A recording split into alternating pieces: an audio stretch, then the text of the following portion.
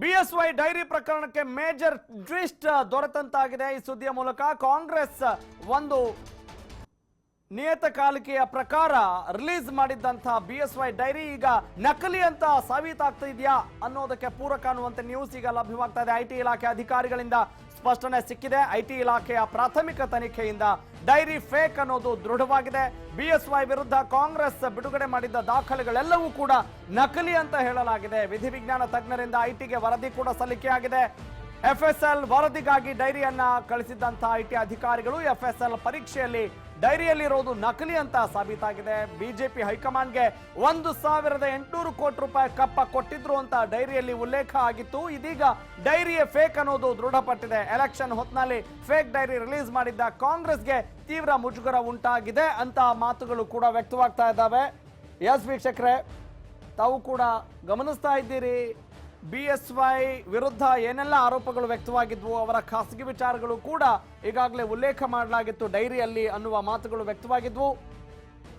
Caravan ಒಂದು ಖಾಸಗಿ ನಿಯತಕಾಲಿಕೆಯ ಪ್ರಕಾರ ಪ್ರಕಟವಾಗಿದ್ದಂಥ ಆ ಒಂದು ವಿಚಾರಕ್ಕೆ ಸಂಬಂಧಪಟ್ಟ ಹಾಗೆ, ಡೈರಿ ವಿಚಾರಕ್ಕೆ ಸಂಬಂಧಪಟ್ಟ ಹಾಗೆ ಕಾಂಗ್ರೆಸ್ ಅದನ್ನ ಆಧಾರವಾಗಿರಿಸಿಕೊಂಡು ರಿಲೀಸ್ ಮಾಡಿತ್ತು. ಬಿಎಸ್ವೈ ಡೈರಿ ಈಗ ಫೇಕ್ ಅಂತ ಟ್ವಿಸ್ಟ್ ಸಿಕ್ಕಿದೆ. ಒಂದನ್ನು ನಾವು ಸ್ಪಷ್ಟವಾಗಿ ಗಮನಿಸಬಹುದು, ಅಂದ್ರೆ ತಾಂತ್ರಿಕವಾಗಿ ಇದನ್ನ ಪ್ರೂವ್ ಮಾಡ್ಲಿಕ್ಕೆ ಆಗಿಲ್ಲ ಅನ್ನೋದನ್ನ ನಾವು ಗಮನಿಸಬಹುದು. ಗೋವಿಂದರಾಜು ಅವರ ವಿಚಾರದಲ್ಲೂ ಕೂಡ ಕಾಂಗ್ರೆಸ್ನ ಪರವಾಗಿ ಅವರ ಮನೆಯಲ್ಲೇ ಡೈರಿ ಸಿಕ್ಕಿದ್ದನ್ನು ಕೂಡ ಸ್ಮರಿಸಿದಾಗ ಆಗಲೂ ಕೂಡ ಇಂತಹ ಆರೋಪ ಪ್ರತ್ಯಾರೋಪಗಳು ಗರಿಗೆದರಿದ್ವು, ಕೆಸರಚಾಟ ಇತ್ತು. ಅದೇ ರೀತಿ ಈಗಲೂ ಇಲ್ಲ ಆಗತ್ತಾ ಅನ್ನುವ ಒಂದು ಕುತೂಹಲ ಕೂಡ ಸಹಜವಾಗೇ ಇತ್ತು. ಆದರೆ ಇದೀಗ ಬಂದಿರುವಂತಹ ನ್ಯೂಸ್ನ ಪ್ರಕಾರ ಬಿಎಸ್ವೈ ವಿರುದ್ಧ ಕಾಂಗ್ರೆಸ್ ಬಿಡುಗಡೆ ಮಾಡಿದ್ದಂತಹ ದಾಖಲೆಗಳೆಲ್ಲವೂ ಕೂಡ ನಕಲಿ ಅಂತ ದೃಢಪಟ್ಟಿದೆ. ಬನ್ನಿ ಬಗ್ಗೆ ಮತ್ತಷ್ಟು ಮಾಹಿತಿಯನ್ನು ನೀಡ್ತಾರೆ ನಮ್ಮ ಕ್ರೈಮ್ ಕರೆಸ್ಪಾಂಡೆಂಟ್ ಸುರೇಶ್ ಬಾಬು. ಸುರೇಶ್, ಈಗ ಸಿಎಫ್ಎಸ್ಎಲ್ ವರದಿಗಾಗಿ ಡೈರಿಯನ್ನ ಐಟಿ ಅಧಿಕಾರಿಗಳು ಕಳಿಸ್ತಾರೆ, ಆದ್ರೆ ಇದು ಟೆಕ್ನಿಕಲಿ ಮಾತ್ರ ರಾಂಗ್, ಇದು ಪ್ರೂವ್ ಮಾಡ್ಲಿಕ್ಕೆ ಆಗಲ್ಲ ಅಂತ ನಾವು ಸ್ಪಷ್ಟವಾಗಿ ಹೇಳ್ಬೋದಾ ಈಗ ಬಂದಿರುವಂತಹ ವರದಿಯ ಪ್ರಕಾರ?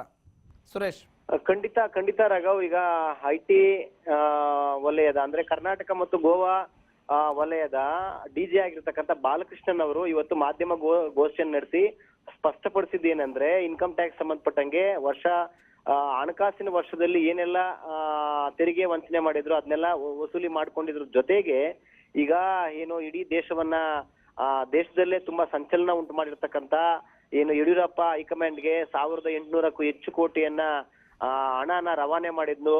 ಹೈಕಮಾಂಡ್ ಬಿಜೆಪಿಯ ನಾಯಕರುಗಳಿಗೆ ಇಂತಿಷ್ಟು ಅಂತ ಹೇಳಿ ನೀಡಿದ್ರು ಅಂತ ಹೇಳಿ ನೆನ್ನೆ ತಾನೇ ಕಾಂಗ್ರೆಸ್ನ ವಕ್ತಾರ ಆಗಿರ್ತಕ್ಕಂಥ ರಣದೀಪ್ ಸುರ್ಜೇವಾಲಾ ಅವರು ಮಾಧ್ಯಮಗಳನ್ನ ಉದ್ದೇಶಿಸಿ ಪತ್ರಗಳನ್ನ ಬಿಡುಗಡೆ ಮಾಡಿದ್ರು, ಡೈರಿನ ಬಿಡುಗಡೆ ಮಾಡಿದ್ರು.